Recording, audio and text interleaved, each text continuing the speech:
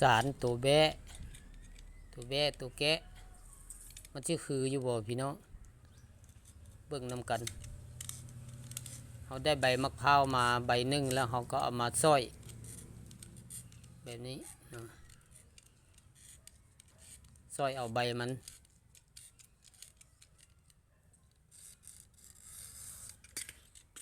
หลังจากซอยได้แบบนี้แล้วเขาก็เริ่มต้นเลยเนาะเอาส่วนทางกกมาหาตัวเขาส่วนทางกกมาหาตัวเขาแล้วก็โค้งไปกันแบบนี้แล้วก็เอาส่วนทางปลายนี่โค้งคืนทับส่วนทางกกนั้นโค้งคืนมาจับไว้แบบนี้ให้มันเป็นรูปลักษณะคือเลขแปดพี่น้องลักษณะคือเลขแปดแล้วก็เอาส่วนทางกกของใบที่สองนี่มาสอดเข้านี้สอดเข้าในนี้สอดมาแล้วก็ดึงออกมาให้มันยาวหน่อยนึงประมาณนี้ประมาณนี้แล้วเราก็เอาโค้งกับคืนมาคล้องเอาตัวส่วนเลขแปดทั้งหลุมนี้คล้องเอามาจับไว้ประมาณนี้แล้วก็เอาส้นตัวที่เราสอดส่วนนี้เนาะเอาส่วนนี้มาคว้ามเส้นนี้แล้วก็มาสอดลงนี้สอดลงบนนี้สอดบนเลขแปดนี้ส่วนนี้เราก็เอามาสอดเข้าในนี้สอดเข้าในนี้แล้วก็ดึงขึ้นนี่ลายของมันก็สิมีประมาณนี้แหละพี่น้อง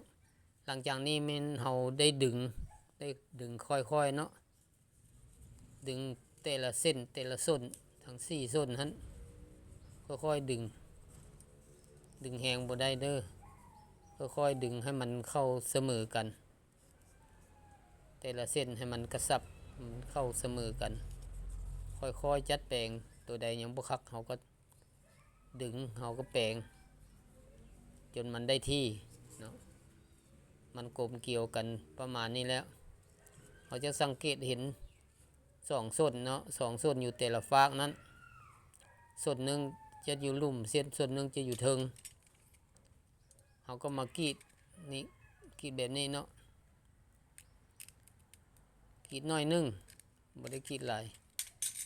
แล้วก็เอาส้นอยู่ทั้งลุ่มนี้สอดขึ้นไปให้มันเป็นคู่กับส้นอยู่เทิงนั้นสอดขึ้นไปแล้วก็ไว้มาเบื้องนี้ก็เฮ็ดคือกัน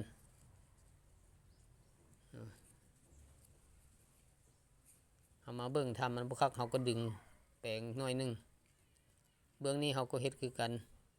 เอาส้นเบื้องลุ่มขึ้นไปหาเส้นเบื้องเทิงมันมีสองส้นเนาะเอากรีดนิดหน่อยนึงเป็นว่างเป็นหูแล้วเขาก็สอดเข้าแบบนี้สอดเข้าแบบนี้นี่จะได้ประมาณนี้พี่น้องได้ประมาณนี้แล้วหลังจากนี้เราก็มาพิจารณาเบิ่งว่าจะเอาส่วนทางใดเฮ็ดทางหัวเอาส่วนทางกกเนาะ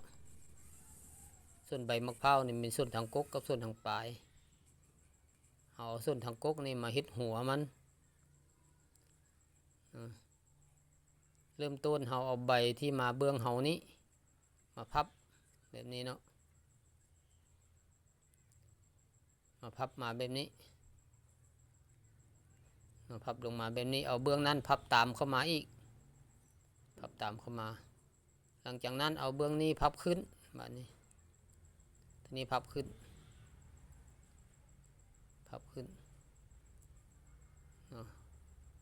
แล้วก็เอาเส้นเบื้องนั้นพับตามเข้ามาอีกนี่พับตามเข้ามาแบบเราต้องเอามือกดให้มันแน่นพอให้มันผืนออกเนาะกดให้มันแน่นแล้วเราก็ปีนมาด้านนี้หน่อยนึงเนาะมาจับไว้แบบนี้บัดนี้เราจะมาตัดส่วนหูส่วนใบหูของมันเนาะเอามาแปลงใบมะพร้าวให้มันเสมอกัน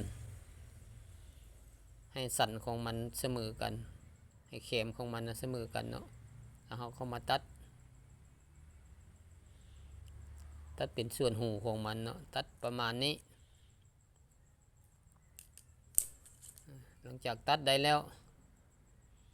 เขาก็มาพับใบนี้บัดนี้ใบที่มาเบื้องเฮานี่เนาะพับนี่แม่นเฮาพับลงมาแบบนี้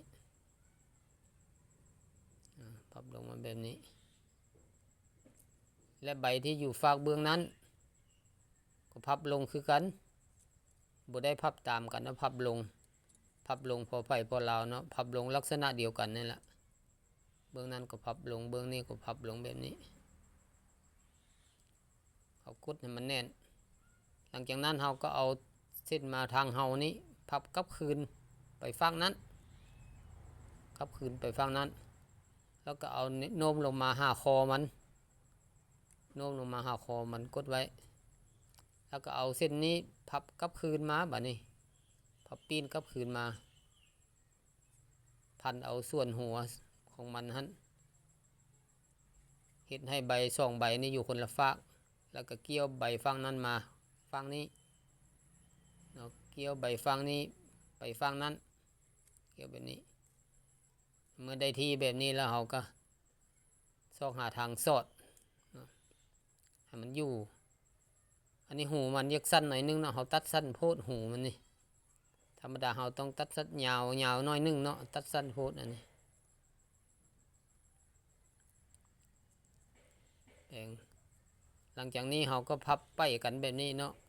ฝั่งนั้นไปมาฝั่งนี้เอาฝั่งนี้ไปมาฝั่งนั้นแล้วก็สอดมันก็มีบอนสอดของมันอยู่พี่น้องเอาก็สอดเข้ามาแบบนี้เพื่อให้มันอยู่สอดไปสอดเข้าไปจัก2เทื่อสอดพุ่นแล้วเนาะแต่ว่านี่เฮาสอดสำนี้ซะก่อนแล้วจึงสอดอีกตัวนี้ก็คือกันทีนี้เฮาสิสอดเขานี้สอดเขาบ่อนที่เฮาปาดเนาะเฮาปาดเป็นหูน้อยๆนั้นเพื่อความแน่นหนาเฮาก็สอดเขาตัวนี้อีกสอดเขาตัวนี้ค่อยดึงเนาะแล้วก็มาสอดลงนี้อีกลายบอลสอดแห่งดีมันแน่นเนาะแต่ป่านนี้มันก็ยังยักยกเยกอยู่เนาะมันบ่ยักแจบเพราะว่าใบพร้าวนี่เฮาเอามือกดหลังจากเฮาป้าเฮามือกดแล้วมันก็โพงขึ้นมันบ่ยักแจบดีปานใดเนาะอันนี้เฮาก็สอดลงมาอีกตัวนี้แต่ละข้างสอดลงมาได้ประมาณนี้แล้วส่วนที่มันเหลือเฮาก็ตัดออก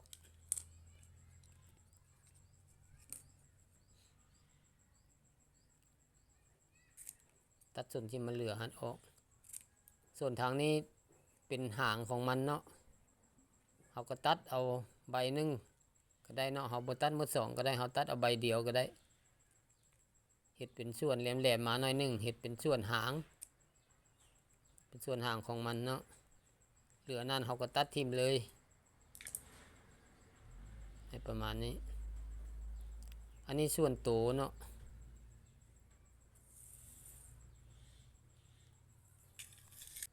ส่วนตัวแบก็จะได้ประมาณนี้บัดนี้เฮามาเฮ็ดตีนหรือว่าเฮ็ดขาของมันเนาะเฮ็ดตีนเฮ็ดขาของมันเฮามาตัดการมะพร้าวอีกเป็น4อันเนาะ4ชิ้น4อันเพื่อจะได้4ขา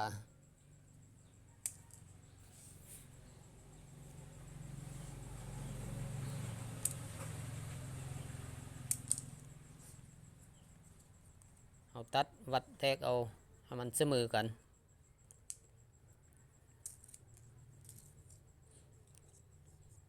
หลังจากนี้เราก็มาตัดส่วนใบมันนี้ออก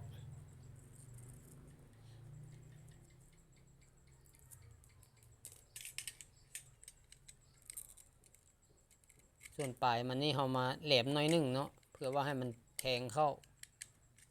าในตัวของมันนั่นเพื่อเฮ็ดส่วนขาของมันเนาะถ้าเราบ่แหลมก็แทงบ่เข้าแล้วเราก็มาตัดสิเฮ็ดให้มันขามันเป็นแบบใดก็แล้วแต่เราเนาะแต่งเอาสิเฮ็ดน้อยเฮ็ดใหญ่ส่ำใดก็แล้วแต่เรา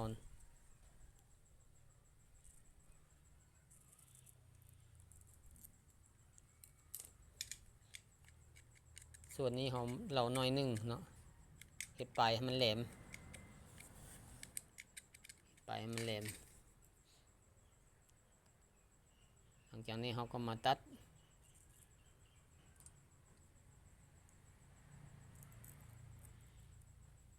เอาส่วนใบมันนี้ออกจงไว้จักน้อยเนาะ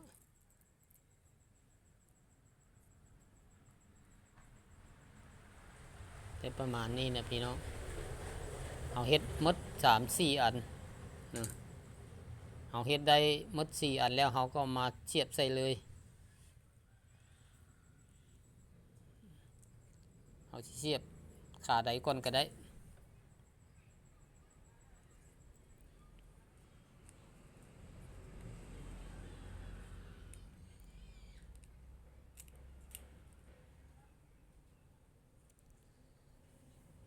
เสียบเข้าไป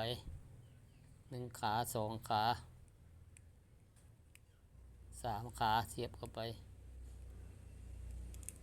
ถ้าว่าเราหักเสียบเข้าแล้วมันบ่อยู่ตัวดีหรือว่ามันตั้งโพดมันเนินโพดเราก็เสียบไหมก็ดัดแปลงไหมเฮ็ดให้มันจ้างพอดีก็จะได้ประมาณนี้พี่น้องได้แล้วตัวแบตัวแพะ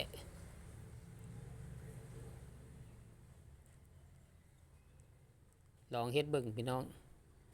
เฮ็ดง่ายๆตัวที่2ตัวที่3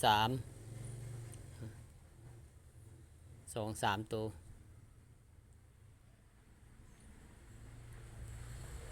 จะได้ออกมาประมาณนี้แหละพี่น้องตัวแบ3 ตัวเบิ่งคือเฮ็ดง่ายๆแต่บางคนเฮ็ดบ่เป็นเด้อพี่น้องเด้อต้องได้เบิ่งครั้งแน่